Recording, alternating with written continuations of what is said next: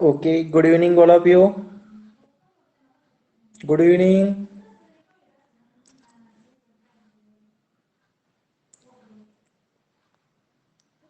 शिंदे अंजली आणि आशिष यादव दोनच विद्यार्थी प्रेझेंट आहेत.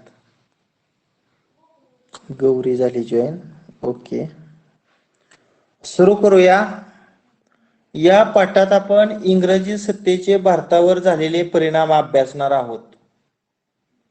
म्हणजे आपल्या भारत देशावर इंग्रजांनी जे 150 वर्ष राज्य केले, या कालावधीमध्ये या इंग्रजी सत्तेचं भारतावर काय परिणाम झालेले आहेत हे आपण आज पाहणार आहोत. ब्रिटिश ईस्ट इंडिया कंपनीची स्थापना. भौगोलिक शोधामुळे युरोपीय सत्ता भारतात किनाऱ्यावर कशा येऊन पोचल्या हे आपण पाहिले आहे. जे भौगोलिक शोध लागले, या भौगोलिक शोधामुळे युरोपीय देश आपल्या भारताच्या किनारपट्टीवर येऊन कशा पद्धतीने पोचले हे आपण मागच्या प्रकरणामध्ये अभ्यासलेलं आहे. आता युरोपीय देश म्हणजे याच्यामध्ये पोर्तुगीज असतील, डच, फ्रेंच, ब्रिटिश हे सर्व जे युरोपीय देश आहेत यांनी भारताची बाजारपेठ काबीज करण्याच्या सत्ता स्पर्धेत उतरलेले होते. हे सर्व युरोपीय भारताची बाजारपेठ आपल्या ताब्यात घेण्यासाठी एकमेकाशी स्पर्धा करत होती. इंग्रज भारतात व्यापाराच्या निमित्ताने आले तेव्हा भारतात आधीच असलेल्या पोर्तुगीजांना त्यांचा कडवा विरोध झाला. म्हणजे इंग्रज किंवा हे जे ब्रिटिश लोक आहेत हे भारतामध्ये व्यापार करण्याच्या निमित्ताने आले, परंतु भारतामध्ये यापूर्वी जे पोर्तुगीज लोक होते या पोर्तुगीजांचा या ब्रिटिशांना कडवा असा विरोध झाला. म्हणजे ब्रिटिशांना ही पोर्तुगीज लोक भारतात येऊ देत नव्हती. नंतरच्या काळात इंग्रज पोर्तुगीज संबंध मैत्रीचे होऊन या ठिकाणी विरोध कमी झालेला आहे पा, आणि हळूहळू त्या दोघात असणारा जो विरोध आहे तो कमी झालेला आहे. आणि इंग्रज आणि पोर्तुगीज हे दोन्ही एकत्रितपणे या ठिकाणी भारतावर या ठिकाणी स्वनिर्माण करण्याचा दोघांनी प्रयत्न, परंतु भारतावर वर्चस्व प्रस्थापित करण्याच्या स्पर्धेत इंग्रजांना फ्रेंच, डच व स्थानिक सत्ताधीशांच्या विरोधाला तोंड द्यावे लागले. आपल्या भारत देशावर प्रत्येक देशाचा डोळा होता. मग भारतावर आपल्या देशाचं वर्चस्व प्रस्थापित करण्याच्या दृष्टिकोनातून या ठिकाणी इंग्रजांना फ्रेंच, डच त्याचप्रमाणे काही स्थानिक जे सत्ताधीश आहेत यांच्या विरोधाला सुद्धा प्रचंड प्रमाणामध्ये तोंड द्यावे लागलेले आहे. आता पहा, इंग्रज व मराठे. मुंबई हे इंग्रजांचे पश्चिम भारतातील प्रमुख केंद्र होते. बघा, देशातील सर्वात मोठं आर्थिक देवाणघेवाण जर कोणत्या शहरात होत असेल तर ती मुंबईमध्ये होत असेल. मग हे मुंबई हे अतिशय आर्थिक दृष्ट्या उलाढाल होणारे जे शहर आहे हे इंग्रजांचं पश्चिम भारतातील प्रमुख असं केंद्र होतं. त्याच्या जवळपासचा प्रदेश मिळवण्याचा त्यांचा प्रयत्न होता. या मुंबईच्या जवळपासचा जो प्रदेश आहे तो मिळवण्याचा या इंग्रजांचा प्रयत्न होता, परंतु या प्रदेशावर मराठ्यांची घट्ट अशी पकड होती. मुंबईच्या आसपासचा जो प्रदेश आहे या प्रदेशावर आपल्या भारतातील मराठ्यांची घट्ट अशी पकड होती. माधवराव पेशवे यांच्या मृत्यूनंतर त्यांचा चुलता रघुनाथरावांना पेशवे पदाच्या लालसेपोटी इंग्रजांची मदत मागितली. त्यामुळे मराठ्यांच्या राजकारणात इंग्रजांचा शिरकाव झाला. बघा, माधवराव पेशवे यांचा मृत्यू झाल्यानंतर त्यांचा चुलता रघुनाथराव पेशवे पदांच्या लालसेपोटी, म्हणजे रघुनाथरावांना पेशवे पद मिळेल असं वाटलं म्हणून रघुनाथरावांना काय केलेलं आहे, इंग्रजांची मदत मागितली. म्हणजे इंग्रजांना रघुनाथराव काय म्हटलं असतील की मी तुम्हाला मदत करतो, फक्त मला काय करा, पेशवे पद द्या. मग या पेशवे पद मिळण्याच्या लालसेपोटी या ठिकाणी माधवराव पेशवे यांचे जे चुलते आहेत रघुनाथराव यांनी इंग्रजांची मदत मागितली. त्यामुळे या ठिकाणी मराठ्यांच्या राजकारणामध्ये या इंग्रजांचा काय झाला, शिरकाव झालेला आहे. मला सांगा, मी आता एक प्रश्न तुम्हाला विचारतो, माधवराव पेशवे यांच्या चुलत्यांचं नाव काय? पेशवे. माधवराव पेशवे यांचे चुलते कोण? रघुनाथराव. बरोबर आहे, रघुनाथराव असं माधवराव पेशवे यांच्या चुलत्याचं नाव. म्हणजे या ठिकाणी दुसरा प्रश्न, मराठ्यांच्या राजकारणात इंग्रजाचा शिरकाव कसा झाला? कोण सांगल? मराठ्यांच्या राजकारणात इंग्रजांचा शिरकाव कसा झाला किंवा का झाला?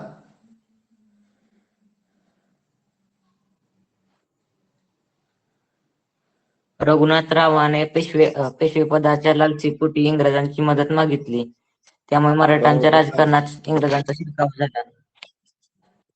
म्हणजे माधवराव पेशवे यांच्या मृत्यूनंतर त्यांचे जे चुलते आहेत रघुनाथराव यांनी पेशवे पदाच्या लालसेपोटी या ठिकाणी इंग्रजांची मदत मागितली आणि तेव्हाच या ठिकाणी या मराठ्यांच्या राजकारणामध्ये इंग्रजांचा काय झालेला आहे, शिरकाव झालेला आहे. 1774 ते 1818 या दरम्यान मराठे व इंग्रज यांच्यात 3 युद्ध झाली. बघा, मराठे आणि इंग्रज यांच्यात 3 युद्ध झाली, तो कालावधी लक्षात ठेवायचा. 1774 ते 1818 किती वर्षाचा कालावधी आहे सांगा बरं? 1818 मधून 1774 वजा करा.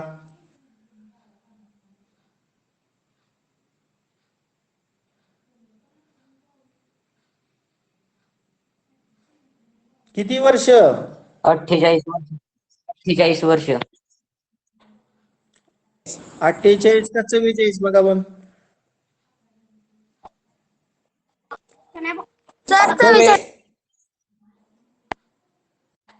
74 आणि किती 1800 ते 26 आणि ते वरचा 18, 26 अधिक 18 करायचे.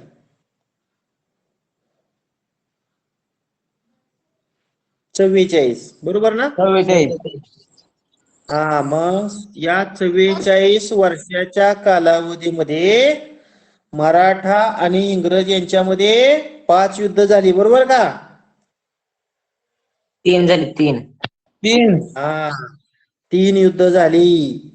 पहिल्या युद्धात मराठा सरदारांनी एकजुटीनं इंग्रजांना तोंड दिले. पहिलं जे मराठा आणि इंग्रज यांचं युद्ध झालं, या युद्धामध्ये मराठा जे सरदार आहेत यांनी एकजुटीनं या इंग्रजांना तोंड दिलेलं. त्यामुळे पहिल्या या युद्धामध्ये मराठ्यांची सरशी झाली. 1782 साली सालबाईचा तह होऊन पहिले इंग्रज मराठा युद्ध संपले. 1782 सालबाई झाला आणि इंग्रज आणि मराठा युद्ध संपले. म्हणजे पहिलं जे मराठा आणि इंग्रज युद्ध झालं याच्यामध्ये कोणाचा विजय झाला रे?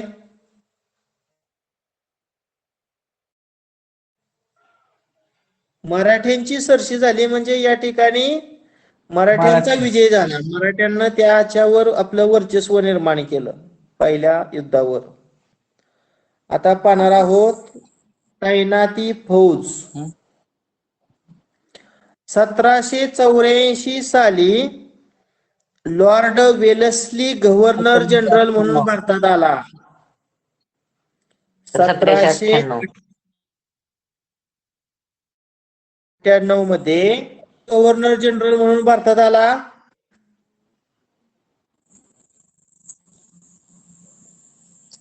1798 मध्ये लॉर्ड वेलस्ली हा वेलस्ली गव्हर्नर जनरल म्हणून भारतात आला. सर्व भारतावर इंग्रजांचे वर्चस्व प्रस्थापित करण्याचे त्यांचे धोरण होते. बघा, लॉर्ड वेलस्ली च काय धोरण होतं? पूर्ण भारतावर या ठिकाणी इंग्रजांचं वर्चस्व प्रस्थापित करण्याचं धोरण हे लॉर्ड वेलस्ली यांचं होतं. त्यासाठी त्याने अनेक भारतीय सत्ताधीशांशी तैनाती फौजेचे करार केले.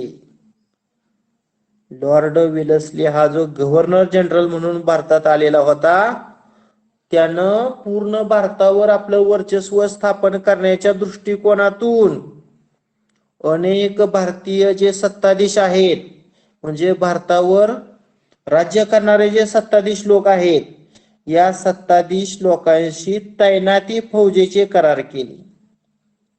कशाचं करार केलं? तैनाती फौजेचे करार केले. आणि या करारान्वये भारतीय सत्ताधीशांना इंग्रजांच्या लष्करी मदतीचे आश्वासन देण्यात आले. हा जो तैनाती फौजेचा करार आहे, या कराराद्वारे भारतीय जे सत्ताधीश आहेत, या सत्ताधीशांना इंग्रजाची जर काही लष्कर मदत पाहिजे असेल तर आम्ही तुम्हाला इंग्रजाची लष्कर मदत देऊ, अशा प्रकारचं आश्वासन दिलं. मात्र त्यासाठी काही अटी घातल्या गेल्या. भारतीय राज्यकर्त्यांनी त्यांच्या राज्यात इंग्रजांचे लष्कर ठेवावे. भारतीय राज्यकर्ते जे लोक आहेत, या राज्यकर्त्यांनी काय करायचं? त्यांच्या राज्यात इंग्रजाचं लष्कर ठेवायचं आणि त्या लष्कराच्या खर्चासाठी रोख रक्कम किंवा तेवढ्या उत्पन्नाचा प्रदेश कंपनीला तोडून द्यावा. बघा काय या ठिकाणी अट घातलेली आहे. भारतीय राज्यकर्त्यांनी त्यांच्या राज्यात इंग्रजाचं लष्कर ठेवायचं, म्हणजे ज्या ठिकाणी भारतीय राज्यकर्ते आहेत त्या ठिकाणी ब्रिटिशांचं लष्कर ठेवायचं, ब्रिटिश सैन्य ठेवायचं आणि त्या ब्रिटिश लष्कराच्या खर्चासाठी रोख रक्कम या ठिकाणी भारतीय राज्यकर्त्यांनी द्यायची. अन्यथा ज्या प्रदेशावर या ठिकाणी भारतीय राज्यकर्ते राज्य करत आहेत, तेवढ्या उत्पन्नाचा जो प्रदेश आहे तो कंपनीला तोडून द्यायचा. म्हणजे ही जी ईस्ट इंडिया कंपनी आहे, या ईस्ट इंडिया कंपनीला या ठिकाणी तेवढा प्रदेश तोडून द्यावा. त्यांनी इतर सत्ताधीशांशी इंग्रजांच्या मध्यस्थीने संबंध ठेवावे. दुसऱ्या प्रदेशावर राज्य करणारे जे सत्ताधीश आहेत, यांच्याशी जर तुम्हाला काही बोलायचं असेल, यांच्याशी जर संबंध ठेवायचा असेल, तर परस्पर त्या दोघांनी संबंध ठेवायचा नाही, तर त्या ठिकाणी इंग्रजाच्या मध्यस्थीने इंग्रजांचा प्रतिनिधी ठेवावा, आपल्या दरबारी इंग्रजांचा प्रतिनिधी ठेवावा. या भारतातील काही पद्धत स्वीकारली व आपले स्वातंत्र्य गमावले. आणि या ठिकाणी ब्रिटिशांनी ज्या अटी ठेवलेल्या होत्या त्यातील काही स्वीकारल्या आणि त्यामुळे या ठिकाणी त्या सत्ताधीशांना त्या प्रदेशावरच आपलं असणारं स्वातंत्र्य गमवावं लागलं. आता मी प्रश्न तुम्हाला विचारतो, या ठिकाणी जो लॉर्ड वेलस्ली हा गव्हर्नर जनरल आहे, या लॉर्ड वेलस्ली या ठिकाणी भारतीय सत्ताधीशांना लष्करी मदतीचं आश्वासन दिलेलं होतं आणि आम्ही तुम्हाला लष्करी मदत करू, परंतु लष्करी मदत करण्याच्या मोबदल्यामध्ये काही त्या सत्ताधीशांना अटी घातलेल्या होत्या. त्या अटी कोण सांगेल मला? पहिली अट काय? भारतीय राज्यासाठी त्यांच्या राज्यात इंग्रजांचे लष्कर ठेवावे. त्यांच्या राज्यात इंग्रजांचे लष्कर ठेवावे. त्यांच्या राज्यात इंग्रजाचं लष्कर ठेवायचं. आणि दुसरं वाक्य काय?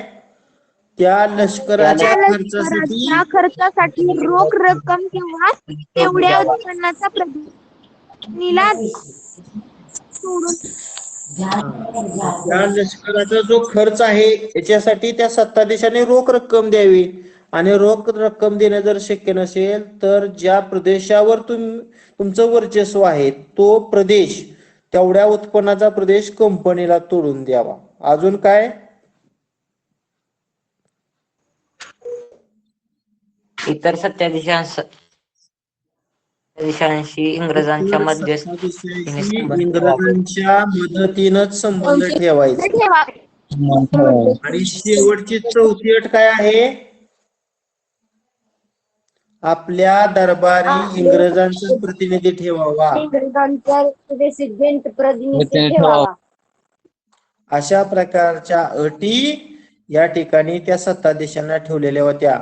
आणि ज्यांनी या ठिकाणी ही पद्धत स्वीकारली त्या सत्ताधीशांनी तो प्रदेश गमावला आणि आपलं स्वातंत्र्य गमावलं आणि तो प्रदेश ब्रिटिशांच्या ताब्यात गेलेला आहे.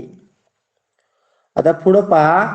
1802 मध्ये दुसऱ्या बाजीराव पेशव्याने इंग्रजांशी तैनाती फौजेचा करार केला. 1802 मध्ये दुसऱ्या बाजीराव पेशव्याने इंग्रजांशी तैनाती फौजेचा करार केला. हा करार वसईचा तह म्हणून प्रसिद्ध आहे. बघा, वसईचा तह म्हणजे कोणता करार? 1802 साली दुसऱ्या बाजीराव पेशव्यानं इंग्रजांशी केलेला जो तैनाती फौजेचा करार आहे तो तैनाती फौजेचा करार हा वसईचा तह म्हणून प्रसिद्ध आहे. परंतु हा तह काही मराठा सरदारांना मान्य नव्हता. वसईचा तह काही मराठा सरदारांना मान्य नव्हता. त्यामुळे इंग्रज मराठा युद्ध झाले आणि याच्यामुळेच दुसरं इंग्रज आणि मराठा यांच्यात युद्ध झालं. आता बघा, दुसरं इंग्रज मराठा युद्ध होण्याचं कारण काय? कोण सांगेल? मराठा आणि इंग्रज यांच्यात दुसरं युद्ध का झाले? वसईच्या तहामुळे मराठा व इंग्रजांमध्ये युद्ध झाले. बरोबर आहे. या ठिकाणी वसईचा जो तह आहे हा काही मराठा सरदारांना मान्य नव्हता आणि हा मान्य नसल्यामुळे इंग्रज आणि मराठा यांच्यात दुसरं युद्ध झालं.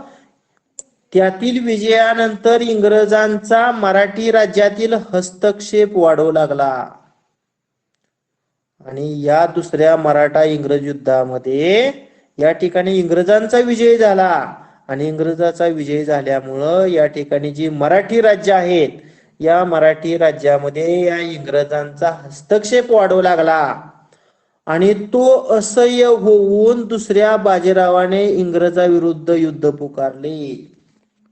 या ठिकाणी मराठा राज्यामध्ये होणारा जो इंग्रजांचा हस्तक्षेप आहे तो या ठिकाणी दुसऱ्या बाजीरावाला सहन झाला नाही आणि हा पराभव किंवा हा मराठी राज्यामध्ये होणारा इंग्रजांचा हस्तक्षेप असह्य झाल्यामुळे या दुसऱ्या बाजीरावाने इंग्रजाविरुद्ध युद्ध पुकारले आणि या युद्धात त्याचा कोणाचा पराभव? या ठिकाणी कोणाचा पराभव झाला? दुसऱ्या बाजीरावाचा पराभव झाला. 1818 मध्ये त्याने शरणागती पत्करली.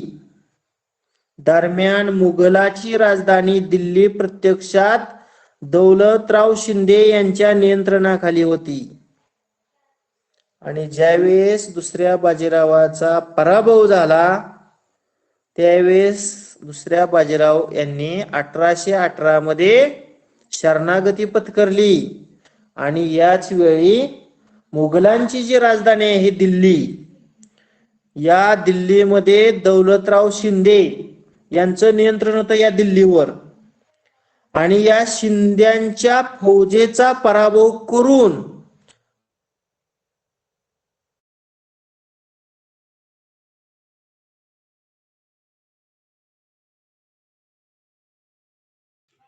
सर आवाज येत नाही. आवाज येत नाही. सर आवाज येत नाही.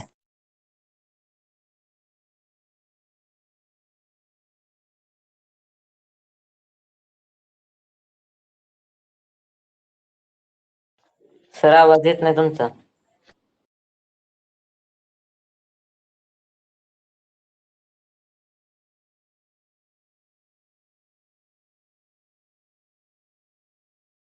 ताब्यात घेतलं. कोणाला ताब्यात घेतलं?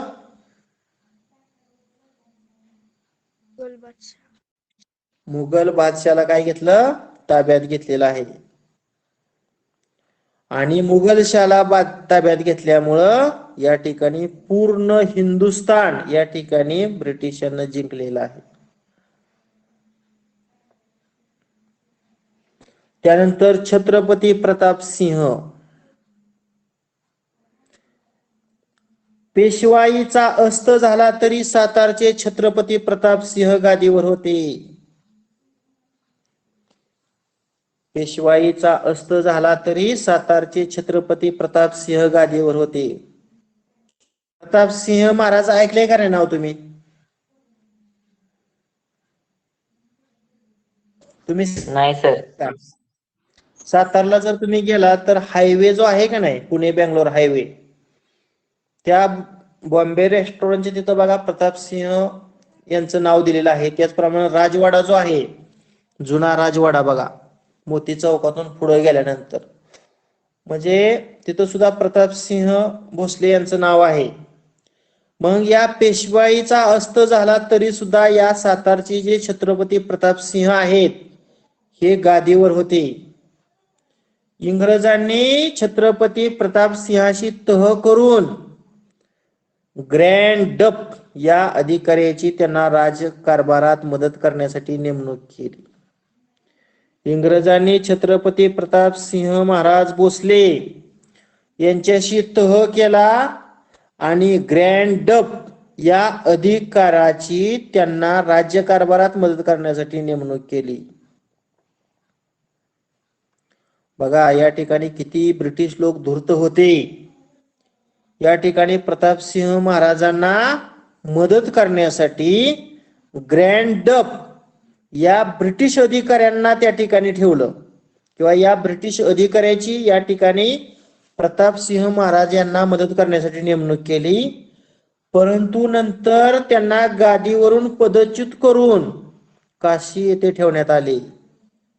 म्हणजे सातारच्या राजघराण्यावर ज्या प्रतापसिंह महाराज यांची गादी होती, या गादीवरून या ठिकाणी काढलेला आहे आणि काशी या ठिकाणी या प्रतापसिंह, छत्रपती प्रतापसिंह यांना ठेवण्यात आलं. आणि काशी या ठिकाणीच 1847 मध्ये प्रतापसिंह महाराज यांचा काय झाला? मृत्यू झाला. बघा या ठिकाणी सातारची गादीवर कोण बसलं होतं त्या काळामध्ये? प्रतापसिंह, छत्रपती प्रतापसिंह. मात्र काय केलं या इंग्रजांना? या ठिकाणी प्रतापसिंह महाराज यांना मदत करण्यासाठी कोणत्या ब्रिटिश अधिकाऱ्याची नेमणूक केली होती? ग्रँड डप. कोणत्या ब्रिटिश अधिकाऱ्याची नेमणूक केलेली होती? ग्रँड डप. आणि नंतर काय झालं? या ठिकाणी छत्रपती प्रतापसिंह यांना गादीवरून काढलं आणि त्यांना काशी या ठिकाणी ठेवलं. आणि काशी या ठिकाणी छत्रपती प्रतापसिंह यांचा मृत्यू 1847 मध्ये झाला. छत्रपती प्रतापसिंहाचे कारभारी रंगो बापूजी गुप्ते. बघा छत्रपती प्रताप सिंहाचं कारभारी कोण? रंगो बापूजी गुप्ते गुप्त यांनी इंग्लंड पर्यंत जाऊन या अन्यायाविरुद्ध दाद मागण्याचा प्रयत्न केला. कोणता अन्याय सांगा बघू? काय अन्याय झालेला होता? या ठिकाणी छत्रपती प्रताप सिंह हे सातारच्या गादीवर होते. त्यांना त्या गादीवरून काढून या ठिकाणी त्यांना काशी या ठिकाणी ठेवण्यात आलं आणि काशी या ठिकाणी छत्रपती प्रताप सिंह यांचा मृत्यू झाला. मग या अन्यायाविरुद्ध या ठिकाणी त्यांचं जे कारभारी आहेत रंगो बापूजी गुप्ते यांनी इंग्लंड पर्यंत जाऊन या ठिकाणी त्यांच्यावर होणाऱ्या अन्यायाविरुद्ध दाद मागण्याचा प्रयत्न केला, परंतु त्यांच्या न्याय मिळवण्याच्या प्रयत्नांना नाही. पुढे काय झाले बघा. पुढे लॉर्ड डलहौसीने दत्तक विधान नामंजूर करून 1848 मध्ये सातारचे राज्य खालसा केले. पुढची मी स्क्रीन शेअर करतो.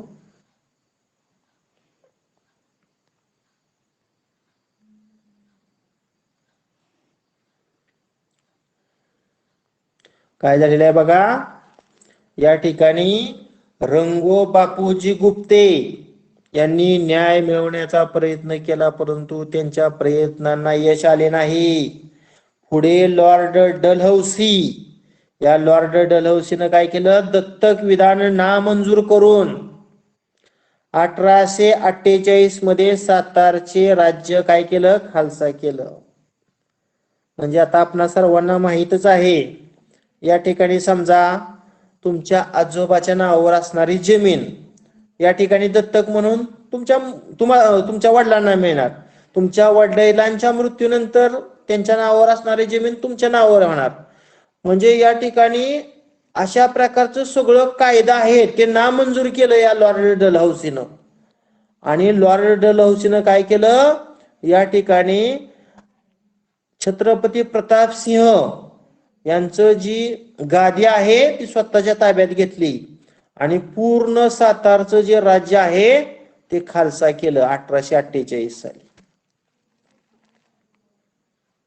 आता माहित आहे का तुम्हाला? पाहूया. अतिशय इंटरेस्टेड भाग असतो हा सुद्धा. छत्रपती प्रताप सिंह यांनी सातारा शहरात येवतेश्वराच्या देवालयाच्या मागील बाजूस व महादारा येथे तलाव बांधून त्याचे पाणी शहरात खेळवले. तुम्ही कुणी येवतेश्वराचं देवालय किंवा मंदिर पाहिलंय का रे? येवतेश्वर. आता तुमच्यापैकी तुम्ही सातारा कुणी कुणी पाहिलं रे? तुमच्यापैकी सातारा शहर आपल्या जिल्ह्याचं मुख्य ठिकाण आहे. नाही सर. अजून सातारा एका पण विद्यार्थ्यांनी पाहिला नाही? नाही सर. पाहिले सर. हा, मग ते जे सातारा आहे त्या सातारामध्ये आता आपण पहिल्यांदा कुठं जातो? इथून गेल्यानंतर ते बॉम्बे रेस्टॉरंट हायवे लागतो बघा, पुणे बेंगलोर हायवे. तिथून पुढे गेला की मग आपल्याला जिल्हा परिषदेची मोठी इमारत लागते. जिल्हा परिषद इमारतीच्या पुढच्या बाजूला गेलं की उजव्या हाताला कोर्ट मोठं आहे जिल्ह्याचं. तिथून पुढे गेलं की उजव्या हाताला एक मोठं बघा LICचं ऑफिस आहे जिल्ह्याचं. त्यानंतर पुढे गेला की डाव्या साईडला कलेक्टर ऑफिस आहे आणि त्याच्या पुढे गेला की तुम्हाला पोवई नाका लागतो आणि पोवई नाक्यातून असं पुढं जवळजवळ 1 किलोमीटर गेल्यानंतर मोती चौक आणि मोती चौकाच्या पुढे थोडं गेला की राजवाडा लागतो बघा. आणि राजवाड्यातून असा चढून वर गेलं की एक बोगदा आहे आणि मग त्या बोगद्यातून या ठिकाणी थोडं डाव्या साईडला गेलं की हे येवतेश्वराचं मंदिर आहे. आणि बोगद्यातून असं मग पुढं सज्जनगडाकडे एक रस्ता जातो, कास पाठराला एक रस्ता जातो, ठोसेघर धबधब्याला एक जातो. असे अनेक तिथं तुम्हाला प्रेक्षणीय ठिकाणं सातारापासून जवळजवळ 15 ते 20 किलोमीटरच्या अंतरामध्ये पाहायला मिळतात.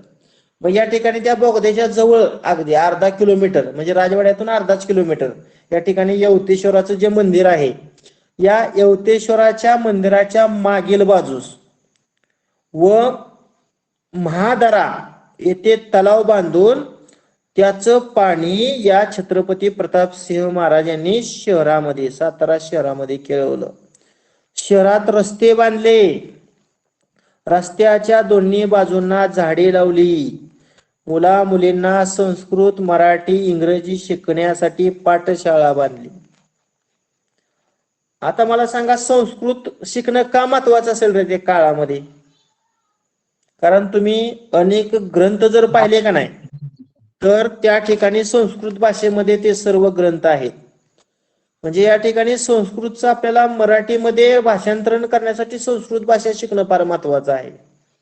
त्याचप्रमाणे दुसऱ्या देशाशी जर तुम्हाला बोलायचं असेल तर या ठिकाणी इंग्रजी भाषा फार महत्वाची आहे. मग इंग्रजी, मराठी आणि संस्कृत शिकण्यासाठी पाठशाळा या छत्रपती प्रतापसिंह महाराज यांनी बांधलेली होती. तसेच तिथे एक छापखाना काढलेला आहे. त्याचप्रमाणे अनेक उपयुक्त ग्रंथ छापून घेतले. 1827 साली राजनीती विषयक सभानीती नावाचा एक ग्रंथ लिहून छापला. 1827 साली छत्रपती प्रतापसिंह महाराज यांनी राजनीती विषयक सभानीती नावाचा ग्रंथ लिहून त्याची छपाई केली. त्यांनी साताऱ्याहून महाबळेश्वर ते प्रतापगड पर्यंतचा रस्ता तयार केला. तुम्हाला सातारा पासून जर महाबळेश्वर, मला वाटते साधारणतः किती किलोमीटर आहे रे सातारा ते महाबळेश्वर अंतर माहिती आहे का? तुम्ही महाबळेश्वर पाहिलेय का कोणी? हो सर. थंड हवेचे ठिकाण. नाही आणि सर. त्या महाबळेश्वर पासून प्रतापगड आहे. मग सातारा पासून महाबळेश्वर, महाबळेश्वर पासून प्रतापगड हा रस्ता त्या काळामध्ये छत्रपती प्रतापसिंह महाराजांनी तयार केलेला होता. तोच रस्ता पुढे महाडपर्यंत नेण्यात आला आणि काही ठराविक दिवसानंतर तोच रस्ता महाडपर्यंत नेण्यात आला. छत्रपती प्रतापसिंह हे दररोज रोजनिशी स्वतः लिहित असत. रोजनिशी म्हणजे काय रे? कोण सांगेल रोजनिशी?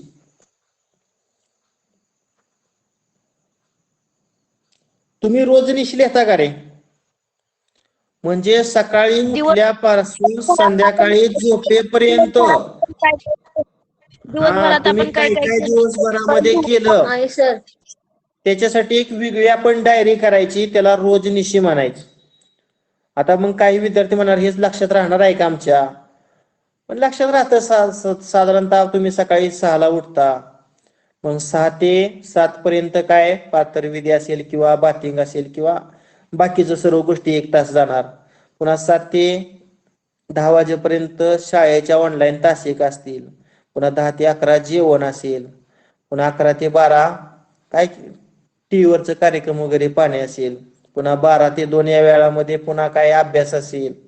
पुन्हा 12 ते 1 काय 1 ते 2 असं.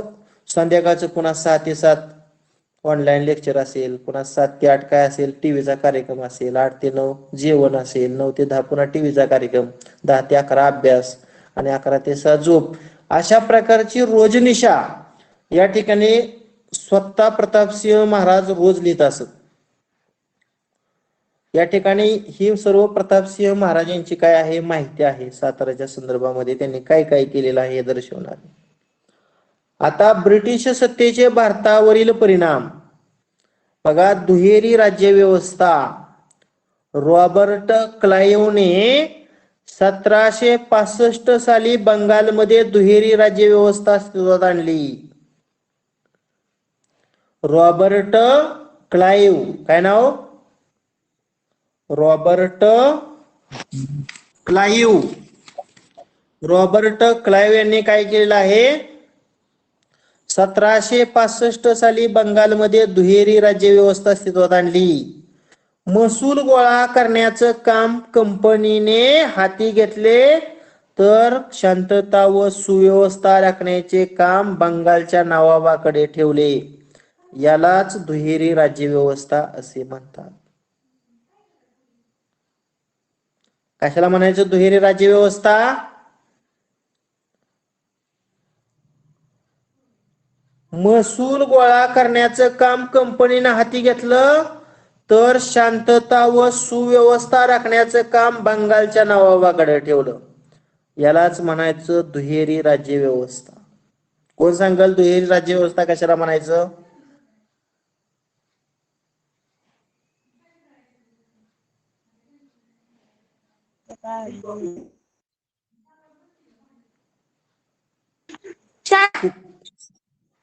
हा सांगा. व्यवस्था राखण्याचे काम बंगालच्या नवाबने.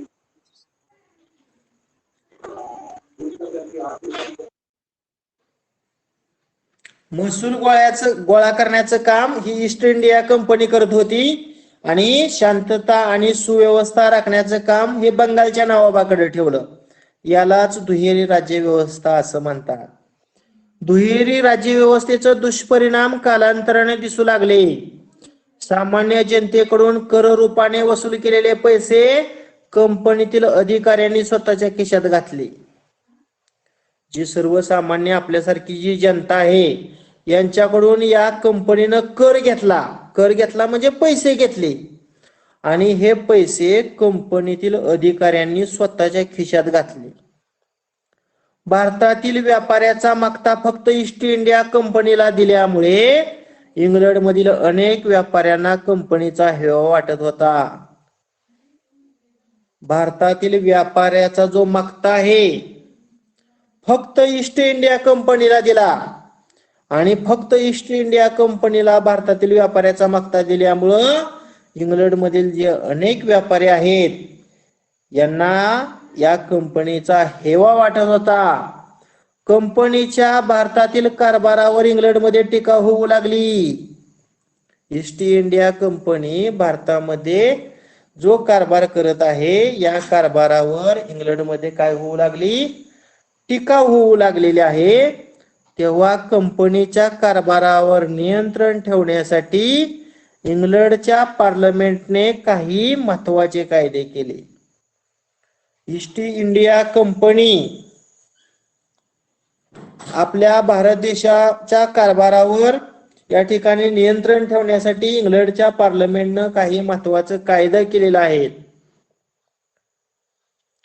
आता पार्लमेंटनं केलेलं कायदं पाहूया. 1773च्या रेग्युलेटिंग ऍक्ट नुसार 1773च्या रेग्युलेटिंग ऍक्ट नुसार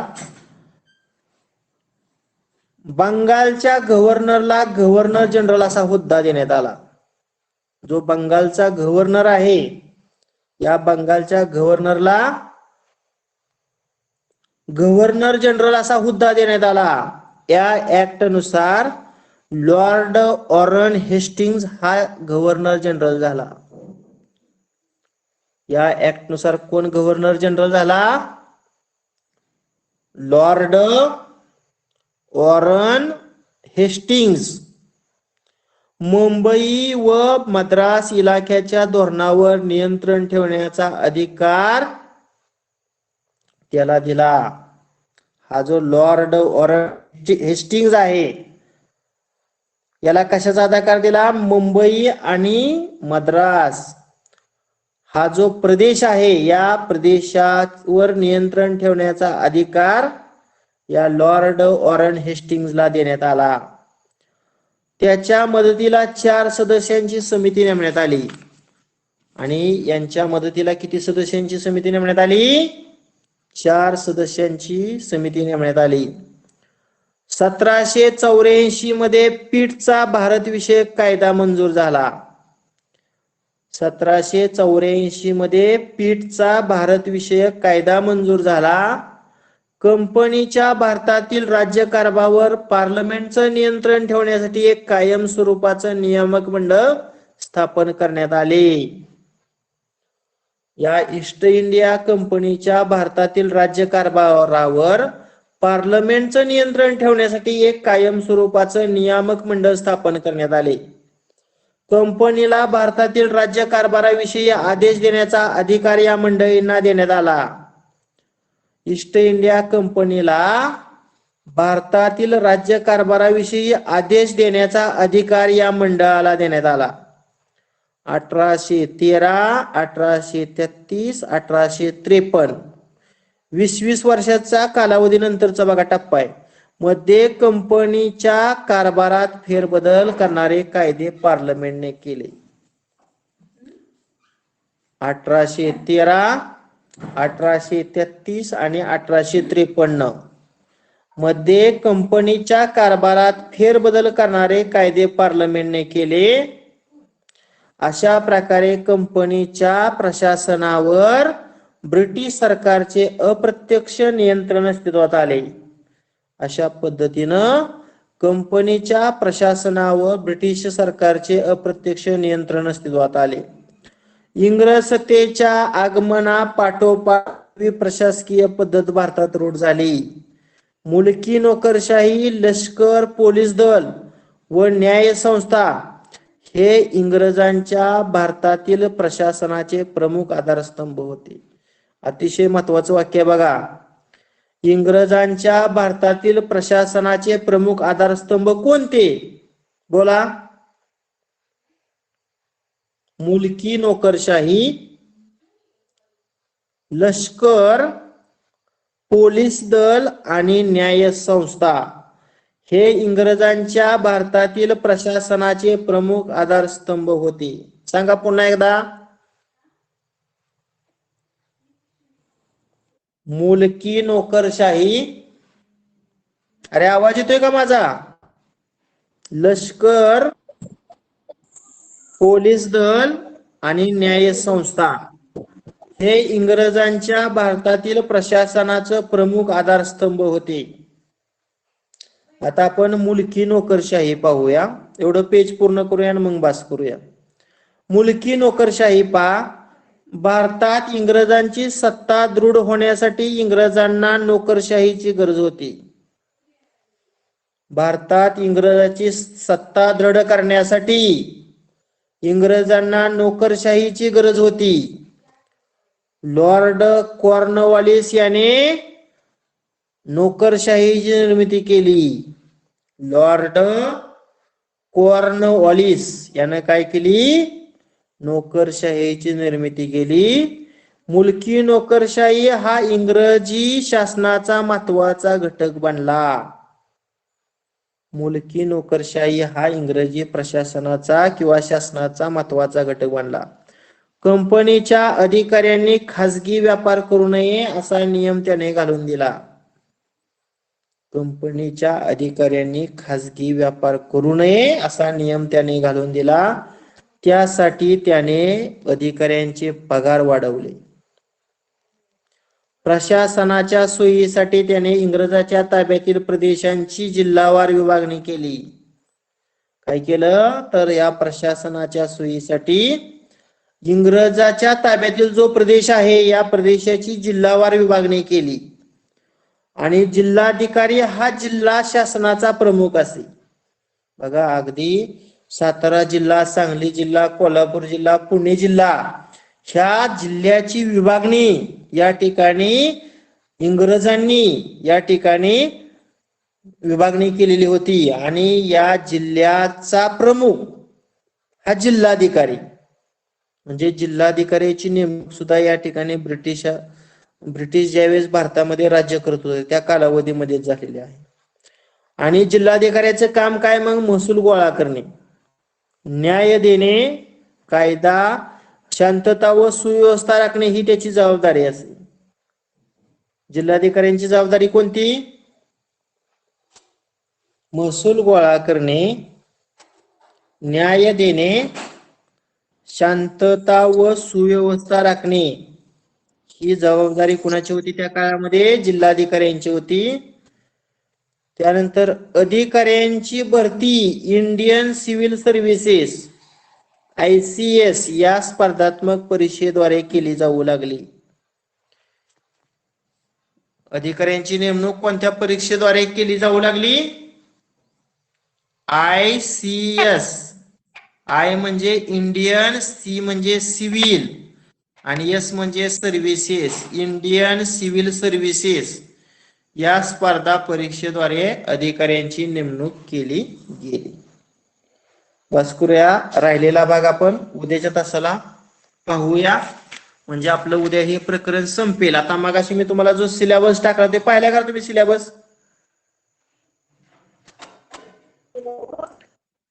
गणित विषयाची सप्टेंबर महिन्याच्या अखेरीस 7 प्रकरणे संपायला पाहिजे होती. 7 ची 7 आपली संपलेली आहे. इतिहासाची 6 संपायला पाहिजे. आता आपण 3रं चालू केलेलं आहे म्हणजे इतिहासाची आपल्याला 4 प्रकरण संपवायचे आणि नागरिकशास्त्राची 3 संपायला पाहिजे. आपलं फक्त मला वाटतं 1 संपले का 2 नागरिकशास्त्राचे रे?